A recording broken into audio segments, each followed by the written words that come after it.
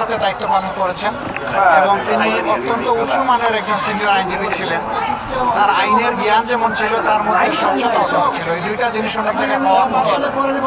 উপদেষ্টা হিসেবে তিনি এই পদে আসার পরে, দায়িত্বে আসার পরে আমরা একসাথে অনেক সময় বসেছি, কথা বলেছি।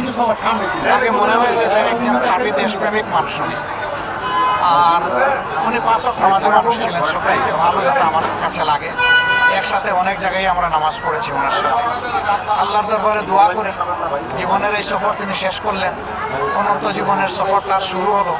এই সফরে আল্লাহ তাআলা তার বান্দার প্রতি রহম করুন, তাকে আল্লাহ তাআলা ক্ষমা করুন, তাকে জান্নাতের মেহমান হিসেবে আল্লাহ কবুল করুন এবং তার প্রত্যেকটি মঞ্জিল এবং ঘাট আল্লাহ তাআলা তার জন্য সহজ করে দিন। আর আমরা সকলেও মৃত্যুর কথা চিন্তা করে আমাদের জীবনকেও সুন্দর করার চেষ্টা করি। এরকম দুনিয়ার সব কিছু সারফেসে থেকে যাবে, আমরা চলে যাব মাটির পেটে। তো মাটির পেটটা যেন আমাদের জন্য